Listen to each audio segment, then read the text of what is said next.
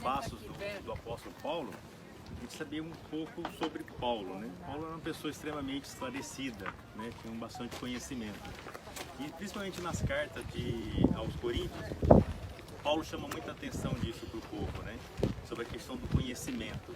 Em nenhum momento o apóstolo Paulo quis passar para as pessoas que o conhecimento era dele, né? Ele sempre me faz lembrar aquilo lá que João Batista falou, né? Que o importante é que ele se diminuía para que o Senhor aparecesse, né? Que o Senhor aumentasse.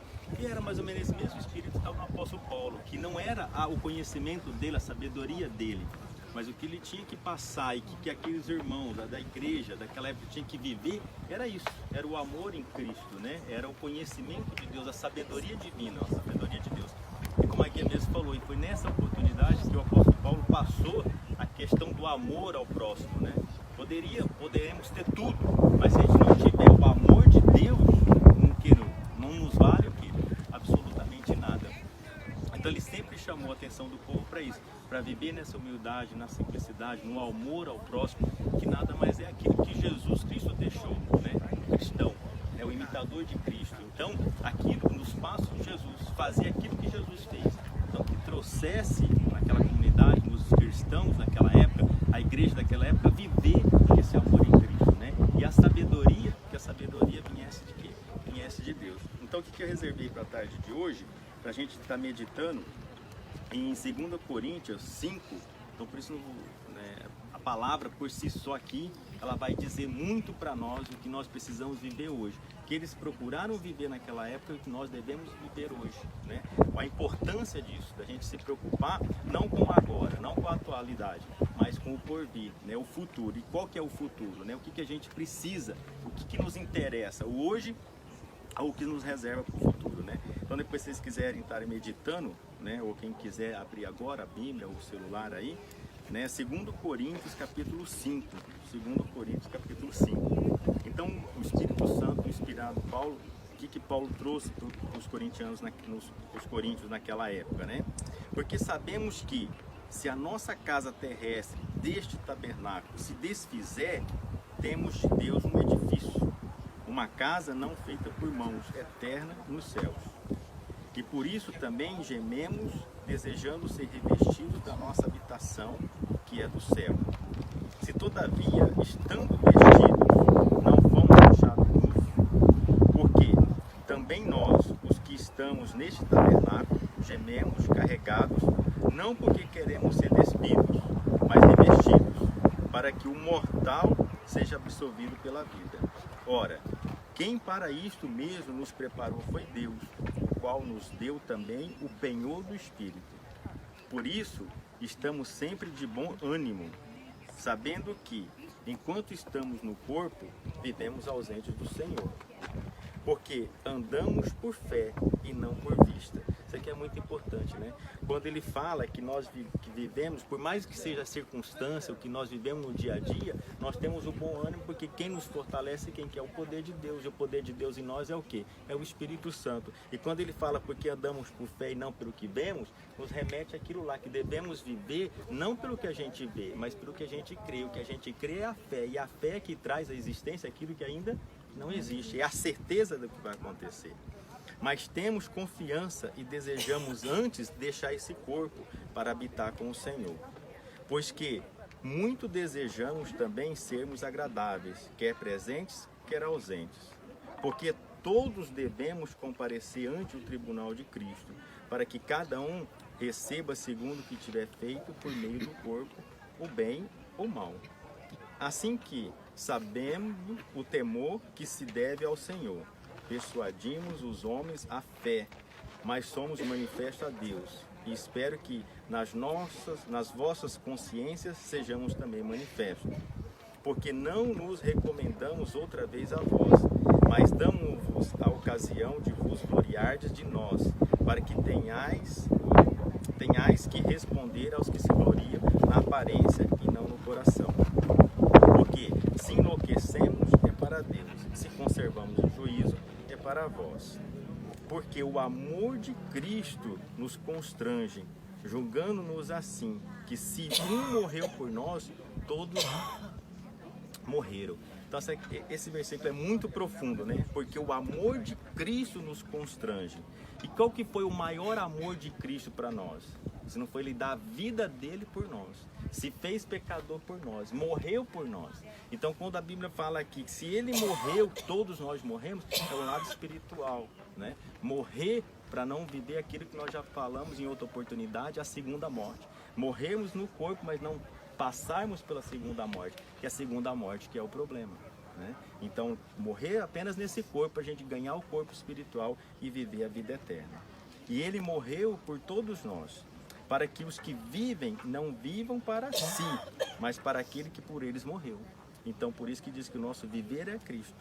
Assim que daqui por diante a ninguém conhecemos segundo a carne. E ainda que também tenhamos conhecido Cristo segundo a carne, contudo agora já não conhecemos deste modo. Assim que, se alguém está em Cristo, nova criatura é. As coisas velhas já se passaram, eis que tudo se fez novo. E tudo isto provém de Deus, que nos reconciliou consigo mesmo por Jesus Cristo e nos deu o ministério da reconciliação. Isto é, Deus estava em Cristo reconciliando consigo o mundo, não lhes imputando os seus pecados, e pôs em nós a palavra da reconciliação. De sorte que somos embaixadores da parte de Cristo, como se Deus por nós rogasse. Rogamos-vos, pois da parte de Cristo, que vos reconcilie com Deus. Aquele que não conheceu o pecado, o fez pecado por nós, para que nele fôssemos feitos a justiça de Deus. Amém? Então aqui o propósito maior, né? Isso tudo provém de Deus. Então Deus que, né? O homem por si só lá no paraíso se afastou de Deus. Mas mais uma vez, na misericórdia de Deus, Deus proveu a reconciliação. Então a palavra para hoje, o Espírito para hoje é o quê? A reconciliação. E nunca é tarde essa reconciliação, né? Como lá, o Espírito diz à igreja, quem tem ouvido ouça. E aqui está o quê? Novamente, num outro sentido, a reconciliação, o religar, o revoltar. E aí daí é onde que vem a palavra religião, né? Religar com o transcende, religar com o Criador, religar com o que transcende todo o pensamento e toda a consciência. Então religar com o Criador. Deus quer mais do que nós queremos Deus nos quer primeiro. Porque se Ele não nos quisesse primeiro, Ele não tinha dado Jesus, o único Filho, para morrer no nosso lugar, se fazer pecador e morrer no nosso lugar, que a morte estava direcionada para nós, né? Então a morte é a separação total de Deus, e Deus, mais que ninguém, quer ter nós de volta. Então só depende de quem? De nós mesmos, porque Ele diz, né, que do passado Ele não o quê? Não se lembra, Ele apaga o nosso pecado, Ele apaga o nosso passado quando a gente se reconcilia com Ele. E como que a gente pode reconciliar com Deus? Somente através do Senhor Jesus Cristo, porque é o elo que nos liga a Deus, é o Senhor Jesus Cristo. Então fica, né, a palavra de hoje aqui no Coríntios, na atualidade, essa palavra, né, se reconciliar com o Pai, e Ele esquece o que todo o nosso passado. Então a gente nunca pode lembrar que às vezes a gente conversa com algumas pessoas, mas eu fiz isso, eu fiz aquilo, meu passado é negro, meu passado é não sei o quê. Não importa, porque para Deus é aquela coisa, né? Não existe pecadinho e pecadão, né? Matar, prostituir, roubar ou contar uma mentirinha, para Deus é o que? A mesma coisa. Então não tem isso de pecadão e pecadinho. Não importa o que você fez ou o que você deixou de fazer. O que importa é o que você vai fazer hoje e agora. E a ordem de hoje, né, para a gente meditar é o quê? É o reconciliar. É o ter hoje. Deus está nos proporcionando isso. Trazemos de nós de tão longe para hoje aqui a gente meditar nessa palavra. Hoje é o dia da salvação. Hoje é o dia da reconciliação. Então eu vou pedir para que todos, agora nesse momento, a gente entrar nesse sentido, porque às vezes a gente pode ter algumas coisas que em alguma falha a gente precisa desse momento de reconciliação. É o momento de falar com Deus, abrir o coração, abrir a mente, pedir perdão pelas nossas falhas, pelos nossos pecados, pelas nossas limitações, por aquilo que fizemos ou aquilo que deixamos de fazer, porque às vezes a gente comete algum pecado não porque fez, mas porque às vezes deixou de fazer. Uma oportunidade passada, uma palavra que não foi posta naquele momento, naquele devido momento, pode se comprometer isso daí diante de Deus. Então cada um agora faça essa autoanálise, né? Dentro de cada um, no que se tem que se reconciliar com Deus, naquilo que tem que se voltar com Deus, amém? Então vamos falar com Deus, nosso Deus e Pai, em nome do Senhor Jesus Cristo, em primeiro lugar sempre, na gratidão de mais esse dia, de mais essa oportunidade de estar aqui aprendendo do Senhor, meu Pai, nos passos da primeira fé, do primeiro amor, reconhecendo, meu Pai, o que teu servo, o apóstolo Paulo, fez de tão importante para o ministério da igreja, para o ministério do cristianismo, para levar o Evangelho, levar a salvação além dos muros de Jerusalém. Meu Pai, então hoje nós estamos aqui com esse espírito de refazer isso e voltar às práticas da primeira fé, voltar à prática do primeiro amor. E no primeiro amor é exatamente isso, Pai, é reconciliando com o Senhor, porque não tem como eu estar no primeiro amor se eu não estiver perto do Senhor, se eu não estiver próximo do Senhor, se eu não estiver ligado ao Senhor. Então, meu Pai, eu creio nisso.